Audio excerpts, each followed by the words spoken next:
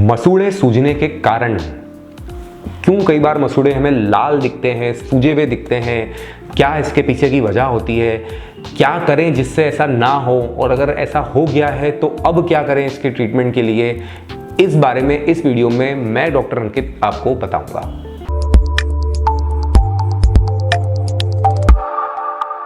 दोस्तों, आज का ये टॉपिक शुरू करने के पहले मैं ये बोलना चाहता हूँ कि मैं एक मैक्सिलोफेशियल सर्जन हूँ और मैं चेहरे की सभी प्रकार की सर्जरी करता हूँ। डेंटल प्रोसेस तो करता ही हूँ और मैं हेयर ट्रांसप्लांटेशन सर्जरी भी करता हूँ।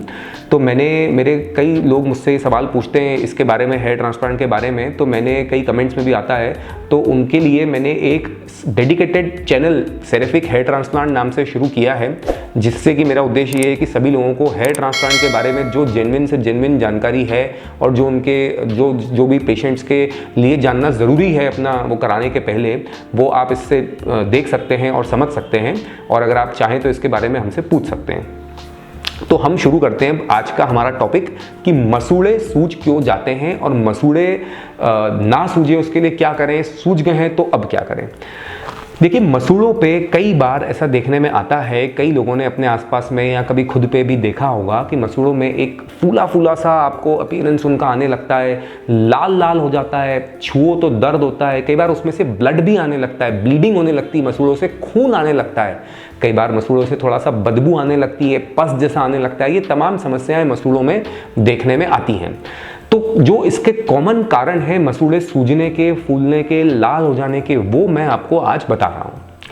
सबसे कॉमन कारण जो है वो है हमारे मसूड़ों में इन्फेक्शन या इन्फ्लेमेशन। किसके कारण? उस पे जमा कीटाणुओं के कारण, जिसे हम कहते हैं जिंजिवाइटिस। हमारे मसूड़ों का सूजना या इन्फ्लेम होना, कीटाणु वहाँ पर जमा होने के कारण। ये कीटाणु जो रहते हैं हमारे दांतों और मसूड़ों के बीच के जंक्शन में और मसूड़ों के ऊपर जमा हो जाते हैं, जिससे हमारे मसूड़े लाल हो जाते हैं, फूले फूले से हो जाते हैं, और उनको प्रिक करोगे आप तो उसमें से खून की बूंद भी आ सकती है, ब्लीडिंग भी हो सकती है। तो ये सबसे कॉमन कारण है। ये एक तरीके की पायरिया की इनिशियल कंडीशन है। अगर इस कंडीशन में ध्यान नहीं दिया जाएगा तो आगे चल के ये पायरिया में तब्दील हो सकती है। तो ये पायरिया या पायरिया की इनिशियल कंडीशन, इन दोनों ही चीज़ों में मसूड़े आपको अनहेल्दी दिखेंगे। इसके बाद जो कॉमन कारण होता है वो होता है न्यूट्रिशनल डेफिशिएंसी। हमारे खाने में पोषक तत्वों की कमी, एसेंशियल मिनरल्स और विटामिन्स की, प्रोटीन्स की हमारे खाने में कमी होने से भी मसूड़ों पे अनहेल्दी अपीयरेंस आने लगता है। स्पेशली ये विटामिन सी की कमी में देखने में आता है। तो ऐसे लोग जिनको अपने खाने में पोषक तत्वों की कमी है ये पता है या उन्हें लगता है कि ऐसा हो सकता है, वो इसका रेगुलर चेकअप कराएं और अपनी डाइट को इंप्रूव करें, बैलेंस डाइट की तरफ जाएं, जिससे कि ऐसी कोई भी विटामिन मिनरल की कमी उनके खाने में ना हो, जिससे कि ना सिर्फ मसूड़ों की हेल्थ बल्कि पूरी बॉडी की हेल्थ इंप्रूव हो। क्योंकि जो खाने में कमी रहती है तो उससे बहुत सारे दुष्परिणाम होते हैं जो हम नहीं चाहते हैं।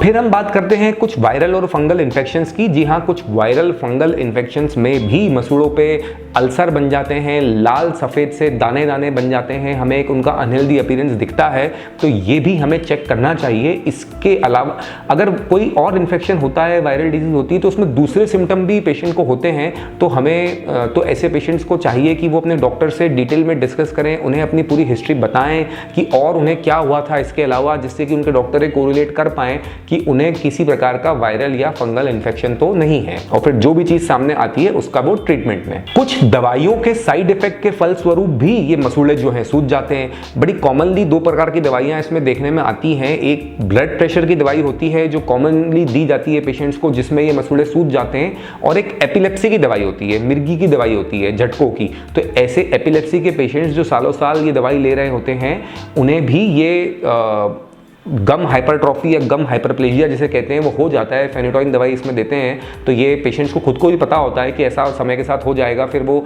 उनके डॉक्टर दूसरी दवाई पर उनको स्विच करते हैं, तो थोड़े दिन में ये सेटल भी होने लगता है, फिर दोबारा आने लगता है। इस तरह से वो बैलेंस बना के चलता रहता है।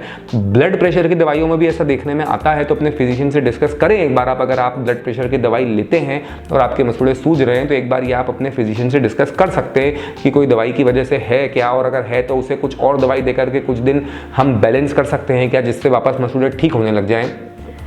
तो ये एक बात इसमें रहती है जो आपको पता होनी चाहिए। कुछ इम्यूनोमॉड्यूलेटरी दवाइयों में भी ऐसा होता है, जो कुछ ऑटो इम्यून डिजीजेस के लिए दी जाती है, ऐसी दवाइयों को इम्यूनोमॉड्यूलेटर ड्रग्स कहा जाता है।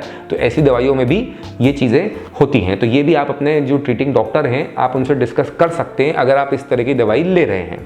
प्रेगनेंसी में ये जग जाहिर है कि मसूड़ों की हेल्थ ख़राब होती है। जो भी आपने अगर अपने घरों में किसी को देखा है जो प्रेग्नेंट लेडीज़ होती हैं, तो मसूड़ों से इन्फ्लेमेशन होना, ब्लीडिंग होना, थोड़े मसूड़ों की हेल्थ ख़राब होना, ये बड़ा कॉमन है प्रेगनेंसी में। करीब करीब सभी को ये जो प्रेग्नेंट लेडीज़ होती हैं ये देखने में आता है अपने प्रेगनेंसी के फेज़ के दौरान। इसे प्रेगनेंसी इंड्यूस्ड जिंजिवाइटिस ही कहा जाता है, इसका नाम ही प्रेगनेंसी इंड्यूस्ड है।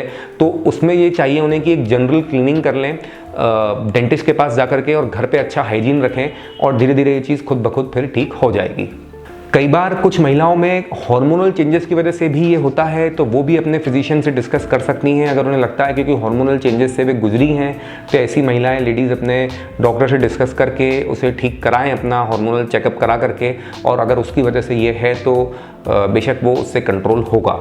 डेंचर या कैप अगर अच्छी फिटिंग की ना हो तो वो भी एक इसका कारण बनता है। अगर कोई डेंचर पहन रहे हैं या बत्तीसी पहन रहे हैं और वो अच्छी फिटिंग की नहीं है, मसूड़ों पे प्रेशर डाल रही है, या वो बत्तीसी और मसूड़े के बीच में खाना फंस रहा है, वह कीटाणु उत्पन्न हो रहे हैं, तो इन सब चीज़ों से भी मसूड़ों की सेहत खराब होती है। तो आपका डेंचर और अगर कैप अगर आप लगाइए आपने कोई, और वो कैप के और नेचुरल दांत के बीच में गैप है जहाँ खाना फंस रहा है, तो वो मसूड़े की हेल्थ खराब करेगा। तो ये बहुत ज़रूरी है कि आपकी कैप और डेंचर या बत्तीसी बहुत अच्छी फिटिंग के बनाए गए हों, जिससे कि इस तरह की समस्या मसूड़ों में उनके कारण उत्पन्न ना हो। आजकल वैसे बहुत अच्छी टेक्नोलॉजी अवेलेबल है, ये सब डिजिटली स्कैन होकर के बनता है, तो ये एरर का चांस नहीं के बराबर होता है अगर अच्छी तकनीक से इन्हें बनाया गया है। तो ये भी आप अपने डेंटिस्ट से डिस्कस करेंगे कि अगर आप असंतुष्ट हैं अपने कैप की या डेंचर की फिटिंग से, तो आपके डेंटिस्ट इसे आपको ठीक करके देंगे। ब्लैक फंगस में ये देखने में आता है। ब्लैक फंगस का इनिशियल प्रेजेंटेशन होता है कि मसूड़ों पे ऐसा बॉगी अपीयरेंस आना, मतलब ऐसे फूले फूले से लगना है, उनको दबाओ तो ऐसे अंदर दबते हैं वो और फूले फूले से दिखते हैं। तो ये ब्लैक फंगस का इनिशियल अपीयरेंस होता है। तो जिन लोगों की शुगर बहुत हाई है, अचानक से दांतों में दर्द उत्पन्न होने लगा है, सालों साल शुगर का कंट्रोल खराब रहा है, तो मसूड़ों पे ऐसा फूला फूला सा अपीयरेंस आ रहा है, दांत हिलने लगे हैं, या कोई नाक पे या होंठ पे या अंदर कहीं सी पपड़ियाँ बनने लग गई हैं स्किन की, इस तरह के सिम्टम अगर हैं तो एक अलार्मिंग सिचुएशन है कि ब्लैक फंगस तो नहीं कहीं उनकी बॉडी में प्रवेश कर गया है। म्यूकर नाम का इन्फेक्शन, बड़ा खतरनाक इन्फेक्शन होता है, इसके बारे में मैंने वीडियोस बनाए हैं जब कोविड की सेकेंड वेव में ब्लैक फंगस आया था। तो अगर ऐसे सिम्टम्स हैं तो भी आप एक बार ये चेक करें, आपका शुगर लेवल चेक करें और आप अपने डॉक्टर से इसे डिस्कस करें। देखिए, मैं डरा नहीं रहा हूँ दोस्तों आपको, पर मेरा ये मानना है कि हम किसी भी चीज़ को अगर पहले से थोड़ा सा सचेत होकर के डील करते हैं, हम पहले उस पर एक्टिव हो जाते हैं, कुछ हमारा जो भी निराकरण है समस्या का वो कर लेते हैं, तो हम एक तसल्ली रहती है हमें कि ठीक है, हमने दिखा लिया, हमको कोई समस्या नहीं है। तो डरने वाली बात नहीं होती इसमें कोई कि कोई मसूड़े सूज रहे हैं तो ब्लैक फंगस हो गया, ऐसा कल से कोई बिल्कुल ना समझे। लेकिन हाँ, अगर इस तरह के सिम्टम्स हैं जो मैंने अभी बताए, तो एक बार चेक करा लेने में कोई बुराई नहीं है। आप एक बार चेक करा लेंगे तो ठीक है, नहीं है तो बहुत अच्छी बात है। तो जस्ट एक अवेयर करना मैं आपको इसमें चाहता हूँ। कई बार कुछ बहुत गरम गरम खाने का पदार्थ ले लेने से या कोई बहुत गरम गरम चीज़ खा लेने से भी मसूड़ों में कुछ टेम्परेरी समय के लिए सूजन आ जाती है। तो अगर ऐसा कुछ हुआ है आपके साथ तो वो खुद ही ठीक हो जाएगा, इसमें आपको कुछ नहीं करना है। खराब तरीके से ब्रशिंग करना भी इसका एक कारण होता है। जो लोग मसूड़ों पे बहुत ज़ोर ज़ोर से ब्रश करते हैं तो उनके भी मसूड़े इन्फ्लेम्ड रहते हैं, सूजे हुए रहते हैं। तो अपने मसूड़ों को आप क्लीन करें, उन पे ब्रश चलाएं, लेकिन जेंटल तरीके से चलाएं। Faulty brushing, over excessive pressure लगा के ब्रशिंग आप अवॉइड करें। हार्ड ब्रिसल्स का उपयोग टूथब्रश में अवॉइड करें, सॉफ्ट ब्रिसल्स प्रेफर करें।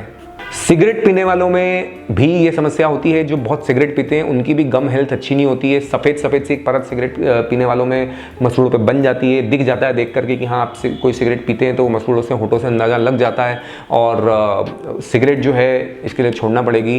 तो स्मोकर्स को ध्यान रखना चाहिए थोड़ा कि वो अपनी डेंटल हेल्थ को ख़राब ना करें स्मोकिंग से। न सिर्फ डेंटल हेल्थ बल्कि बॉडी की ओवरऑल हेल्थ के लिए ही स्मोकिंग जो है वो छोड़ना चाहिए। Smoking is the reason for poor dental health and gums health, तो स्मोकिंग अवॉइड करना चाहिए। तो मैं उम्मीद करता हूं कि आपको समझ में आया कि मसूड़े क्यों सूज जाते हैं, मसूड़ों की सेहत क्यों खराब होती है, क्यों लाल लाल से दिखने लग जाते हैं, हम क्या करें जिससे ऐसा ना हो, और अगर ऐसा हो गया है तो हम क्या करें।